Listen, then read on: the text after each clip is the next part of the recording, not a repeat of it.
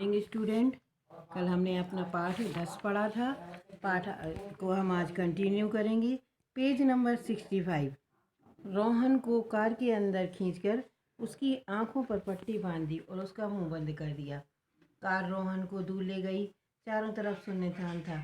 घर का ताला खोलकर एक आदमी रोहन को एक कमरे में ले गया। दूसरे आदमी ने रोहन से पूछा, क्या हुआ? रोहन जब स्कूल से लौट रहा था तो क्या हुआ था, एक कार आके उसके सामने रुकी हुई थी। और क्या हुआ था, जब रोहन स्कूल से लौट रहा था तो एक काले रंग की कार आके उसके पास खड़ी हुई थी। और क्या किया था, दोनों आदमियों ने पकड़कर रोहन को गाड़ी में, कार के अंदर डाल दिया था। वो चिल्लाता रहा था लेकिन कार आगे बढ़ गई थी। अब क्या हुआ, रोहन को कार के अंदर खींचकर उन दोनों आदमियों ने उसकी आंखों पर पट्टी बांध दी और उसका मुंह बंद कर दिया। कार रोहन को दूर ले गई। चारों तरफ सुनसान था। घर का ताला खोलकर एक आदमी रोहन को एक कमरे में ले गया। दूसरे आदमी ने रोहन से पूछा, अपने घर का टेलीफोन नंबर बताओ। तो रोहन ने क्या किया, अपने घर का नंबर दे दिया। आदमी ने जल्दी से नंबर मिलाया और रोहन को टेलीफोन पकड़ा कर कहा, अपने घर वालों से कहो कि मैं ठीक हूँ। घर में टेलीफोन की घंटी बज रही थी। उसकी माँ ने टेलीफोन उठाया। हेलो।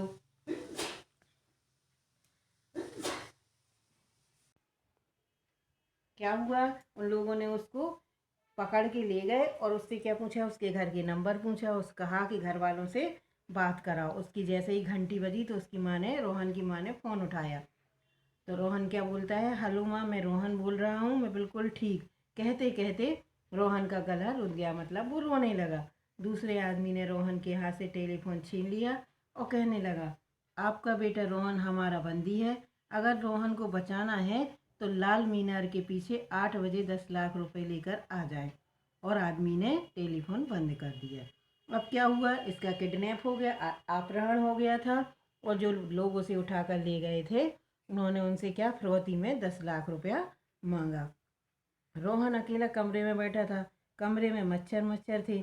बाहर से सांकल लगी हुई थी। थोड़ी देर में वही आदमी थाली में खाना लाया और रोहन से कहा, भूखे हो गए, खाना खा लो। थाली रोहन के सामने रखकर कमरे के बाहर चला गया और सांकल लगाकर ताला लगा दिया। रोहन ने खाना नहीं खाया।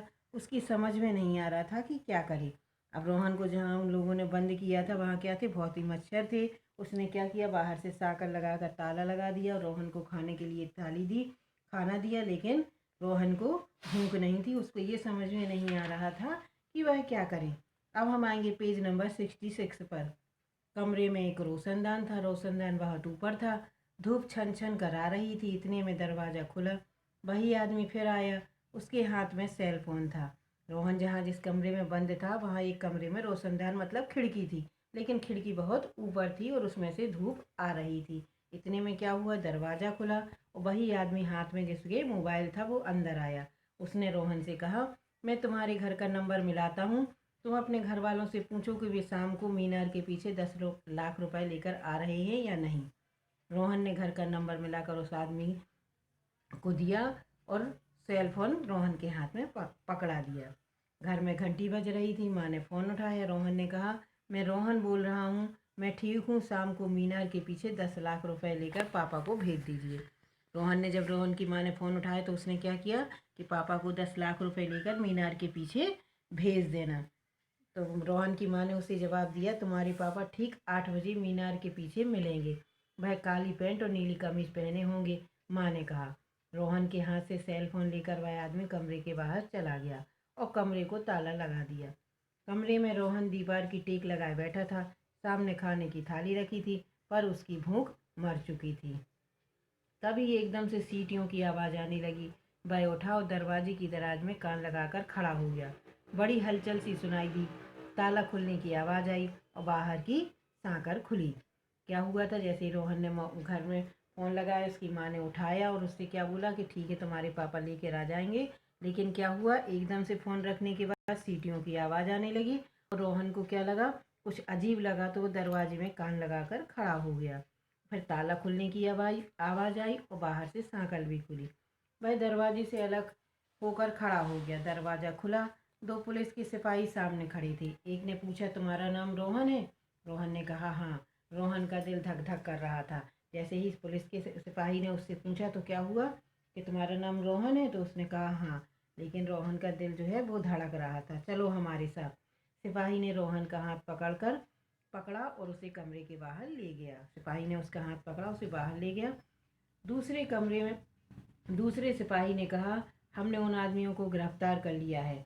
हमारे पास उनकी कार का नंबर व दोनों आदमियों की तस्वीरें थी। एक लड़के ने यह सब जानकारी हम लोगों को पुलिस चौकी पर आकर दी। अब सिपाही ने उससे क्या बताया कि उन जो आदमियों ने तुम्हारा अपहरण किया था, तुम्हें बंदी बनाया था, उन आदमियों को हमने गिरफ्तार कर लिया है। उनकी कार का नंबर व दोनों आदमियों की फ़ोटो जो थी एक लड़के ने हमें दी है और पुलिस चौकी में आकर हमें जानकारी दी थी, इसलिए हम आपको छुड़ाने आए हैं। उसका नाम छोटू था ना? हाँ, हमारी गाड़ी में बैठा है। जब रोहन ने पूछा क्या उसका नाम छोटू है, तो पुलिस के सिपाही ने उससे कहा हाँ, वो हमारी गाड़ी में बैठा है। रोहन सिपाही के साथ कमरे के बाहर आया। उसे छोटू की आवाज़ सुनाई दी, रोहन भैया, रोहन भैया। रोहन ने हाथ हिला दिया। उसे मास्टर साहब की बात याद आ गई, हमें प्रतिदिन एक अच्छा काम करना चाहिए। वही तो छोटू ने भी किया था। रोहन दौड़कर पुलिस की गाड़ी में छोटू का हाथ पकड़कर बैठ गया। उसे लगा जैसे वह अपने छोटे भाई के साथ बैठा हो। पहले क्या था, अब हमने पूरा पाठ चैप्टर पढ़ लिया, समझ लिया। सबसे पहले हमने क्या था कि जब रोहन को पहली क्लास क्या थी, मास्टर जी की क्लास अच्छी नहीं लगती थी क्योंकि वो रोज़ एक शिक्षा मंत्र देते थे। अब हमने पाठ से क्या समझा कि हमें सबकी मदद करनी चाहिए और प्रत्येक दिन कम से कम एक अच्छा काम करना चाहिए। यदि रोहन ने क्या सबसे पहले एक अच्छा काम क्या किया था कि छोटू को पढ़ाया था। उसकी माई जब उसे मारती थी तो उसने उसे पढ़ाया था।